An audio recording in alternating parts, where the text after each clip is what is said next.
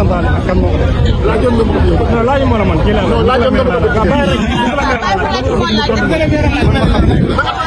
déglu rek yow laa bëggoon a laaj nga leeralal ma ci kanamu askan bi ñëpp léegi yoo xam moom laa bëggoon a xam. ñan ñoo ñëwoon ci CDD bu nga xam ne waaye nag kenn bàyyi ko waaye. mais yow mi nga xam ne yaay meeru dëkk yow laay laaj.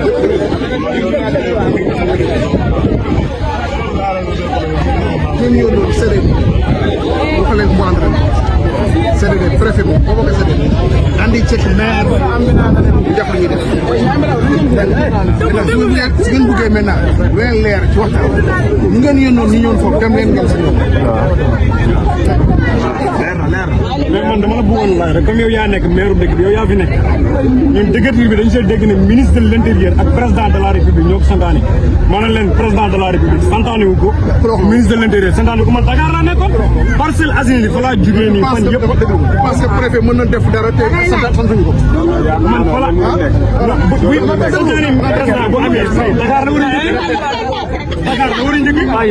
Colobane amul fa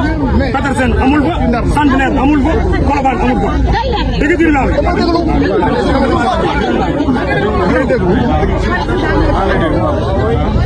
préfet du bouger ministre wax ko chef de plan ko préfet du bouger te ñooñu sant ministre de l'intérieur moo ko sant ma ne du bouger te ministère de santé sant ko président moo ko sant ministère président moo koy sant premier ministre sant loolu rek laa bëggoon comme de yow maire dëkk bi yaa xam ne ministre de l'intérieur moo ko santaane ak président de la république loolu rek yow